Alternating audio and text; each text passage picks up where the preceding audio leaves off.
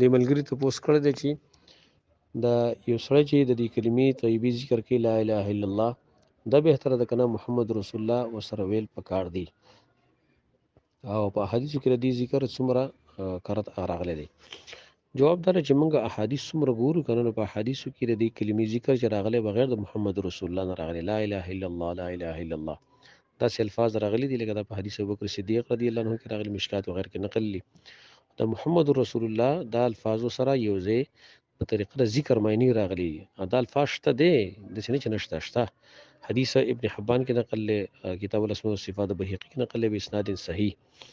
والزمهم کلمه التقوى صحابه بار کې چې الله ذکر کړی دي د سورۃ الفتح کې نو پای کې دا شته دی وسره چې والزمهم کلمه التقوى چې کلمه لا اله الا الله محمد رسول الله ده خو ذکر چې کوم راغلی د عام د لا اله الا الله هغه راغلی دی پاتې شو د دې مقدار څومره دی نو د نفس لا اله الا الله د دې ذکر مقدار شریعت موږ ته نه ذکر کړی چې دا به څومره کرته وي البته لا اله الا الله وحده لا شریک له له الملك وله الحمد وعلى كل شيء قدير دا سحر او ماښام مانځه پسې لس کرت دي او د سبا بیګا پاسکارو کې سحر د نور راختې نه مخکې او مازیګر کې د نور پرېوتو نه مخکې سهار کې د نور راختې نه مخکې او مازیګر کې د نور پرېوتو نه مخکې لا اله الا الله وحده لا شریک له له الملك وله الحمد وعلى كل شيء قدير دا سلسل کرته هغه راغلي دي د ملګری تپوس کړی دی چې ضوابط د تکفیر چې انسان ته کافر ویل او دغه شرایط دا تر لږ بیان کړي خوي دا وګړه مسله د مختصر به بیان کوم نتا چې کوم اهم شرایط دي پکې هغه دا لري چې د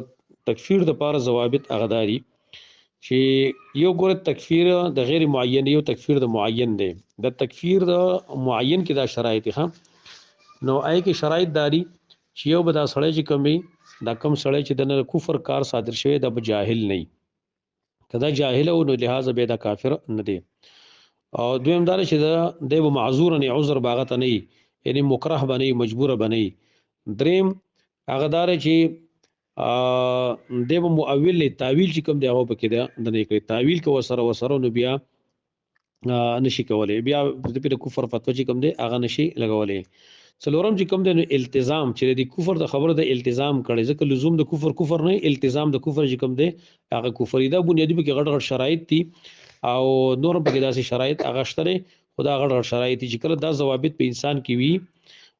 نو لہذا بیا د تسړی کافر ویل شي او دا رنګ انکار چې کوم نه انکار کوي نو بیا انکار انده کړي اقرار کوي او د کلمه دغه کارون د کفر در صادر شول او دغه ضوابط سره او صدام ملګری نبی د کافر هغه نه د کافر به نشي ویلې